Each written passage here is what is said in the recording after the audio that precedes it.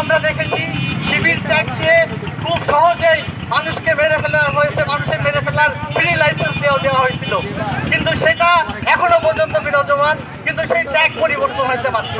এখন চোর ট্যাগ দিয়ে মানুষ মারা হচ্ছে, ছাত্রলীগ ট্যাগ দিয়ে মানুষ মারা হচ্ছে। ঢাকা বিশ্ববিদ্যালয়, জাহাঙ্গীরনগর বিশ্ববিদ্যালয়ের ঘটনাসহ দেশের সকল হত্যাকাণ্ডের বিচার ও পাহাড়ে শান্তি ফেরানোর দাবিতে যশোরে মানববন্ধন অনুষ্ঠিত হয়েছে। শনিবার বিকেলে বৈষম্য বিরোধী ছাত্র আন্দোলনের ব্যানারে প্রেস ক্লাব যশোরের সামনে এ মানববন্ধন পালিত হয়। এতে সমন্বয়ক রাশেদ খান বক্তব্যে বলেন, যাদের মধ্যে ন্যূনতম মনুষ্যত্ব আছে তারা এভাবে পিটিয়ে মানুষ মারতে পারে না। অতীতে আমরা দেখেছি শিবির ট্যাগ দিয়ে মানুষ মারা হতো, এখনও সেটা বিরাজমান আছে। এখন সেই ট্যাগ পরিবর্তন করা হয়েছে। এখন চোর ট্যাগ দিয়ে ও ছাত্রলীগ ট্যাগ দিয়ে মানুষ মারা হচ্ছে।